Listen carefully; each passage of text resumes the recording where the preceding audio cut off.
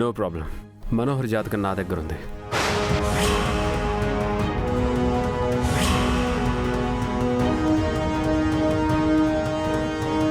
అమర్, నా జాతకం నీ దగ్గర ఎలా ఉంది? అప్పట్లో నీకు పెళ్లి సంబంధాలు చూడమని ఆరు నీ జాతకం నాకిచ్చింది. ఇది చచ్చి కూడా నన్ను సాధిస్తుంది. నేను తీసుకొస్తాను.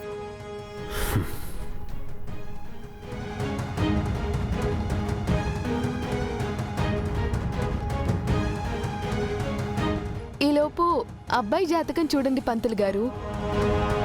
ఇది మహర్జాతకుల జాతకం అమ్మా. ఇలాంటి జాతకం లక్షల్లో ఒకళ్ళకే ఉంటుంది. అదృష్ట జాతకం కూడాను. అంటే మా పార్థు సారుని మనోహర్ గారి పెళ్లి చేసుకుంటే మనోహర్ గారికి అదృష్టం దరిద్రంలా పట్టుకుంటుందన్నమాట. అందులో అనుమానమే లేదు.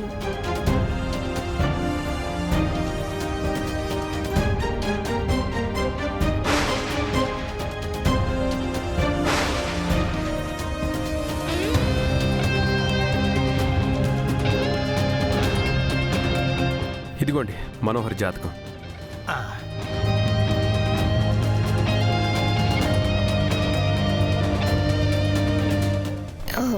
నా జాతకం వాడి జాతకం కలవలేదని చెప్పండి పంతులు గారు.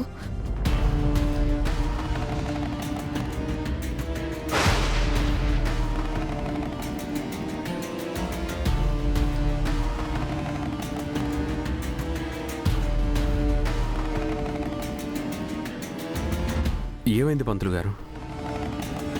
ఏమైనా సమస్య? ఈ జాతకం వాళ్ళకి ఈ పాటికే పెళ్ళయి ఉండాలయ్యా.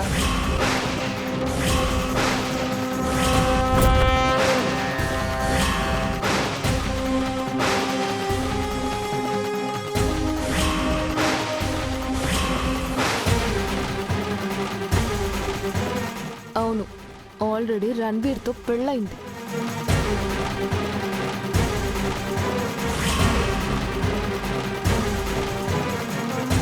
ఒక కూతురు కూడా ఉన్నట్టు జాతకంలో ఉంది.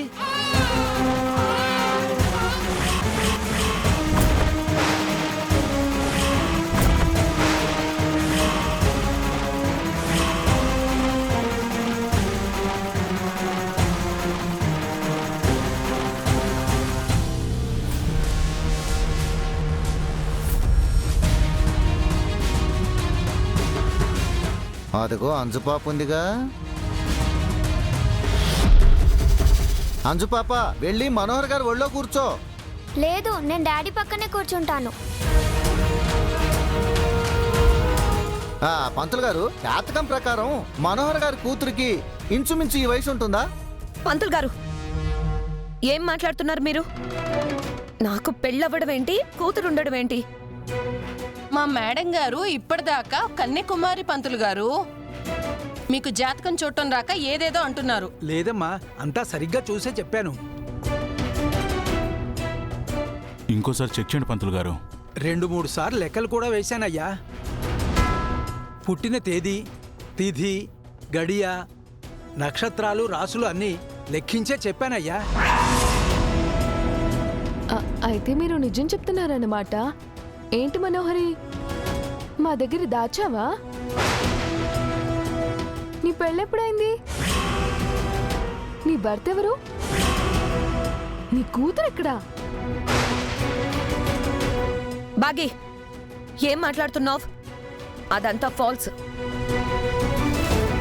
జాతకం అండి, జాతకం చెబుతుంది ఇక్కడ. నువ్వుండ్రా తోడు. ఆరు మనోహరి ఆర్ఫనేజ్ హోమ్లో పెరిగారు. అక్కడ వార్డెని జాతకాలు రాయించారని ఆరు చెప్పింది. ఆ హోమ్లో ఉండేవాళ్ళు సరిగ్గా ఎప్పుడు పుట్టారో వార్డెన్కు తెలియదు కాబట్టి బర్త్ డేట్, టైం ఏదో ఒకటి వేసేసి ఉండొచ్చు కదా.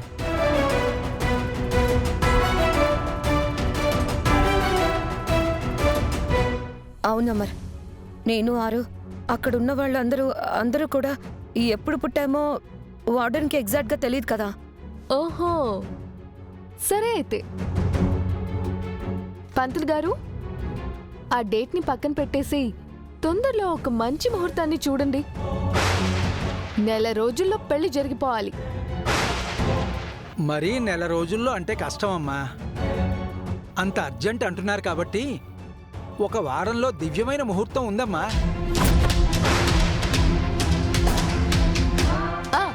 ఆ ముహూర్తమే ఫిక్స్ చేయండి పంతులు గారు. అలాగేనమ్మా. వారంలోనా? వారంలో పెళ్ళేంటి? నీకు అయిన పిచ్చి పట్టిందా? ఎందుకు అంత తొందరపడుతున్నావు? అదేంటండి, ఇప్పటికే మీ పెళ్లి బాగా ఆలస్యమైంది కదండి. పెళ్ళంటే మాటలా? ఎన్ని పనులుంటాయి? అన్ని పనులు వారంలోనే అయిపోతాయా? పనుల గురించి వర్రీ లేదు యాదమ్మ. పార్దు, ఈ ముహూర్తం నీకు ఓకేనా? ఆ, నాకు ఓకే అమర్. పంతులు గారు, ఆ ముహూర్తమే ఫిక్స్ చేయండి. అమర్, నాకు ఓకేనా అని అడగవా? పార్దు గారికి ఓకే అయితే నీకు ఓకే కదా మనోహరి?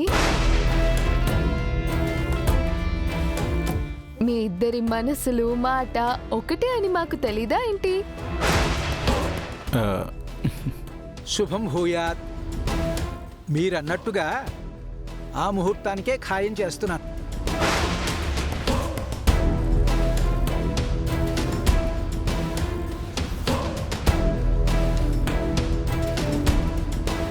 ఆ, అయ్యా, ఈ పెళ్లి పెద్దలు ఎవరు? ఇంకెవరు? మా సారు మిస్ అమ్మా. అయ్యా, మీరొచ్చి లగ్నపత్రిక తీసుకోండి.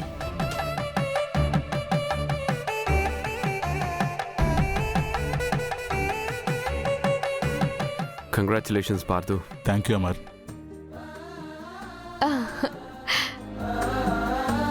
కంగ్రాట్స్ మనోహరి. నీ మెడలో ఉరితాడు పడే తేదీ. సారీ, పసుపు తాడు పడే డేట్ ఖరారైంది. Congratulations. Congratulations Pardhu sir. Thanks Rathod. Manohar garu, congratulations అండి.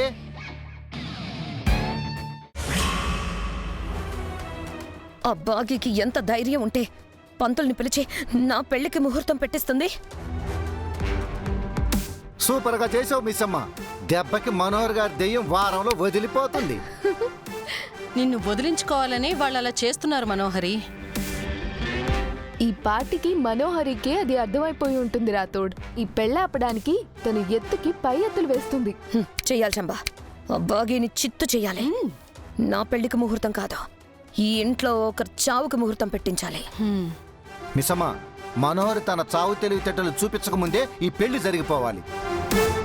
వారంలో పెళ్ళి, ఈలోపే ఏం చేస్తావు మనోహరి? ఈ లోపు కాదు, ఈ రోజే చేస్తాను.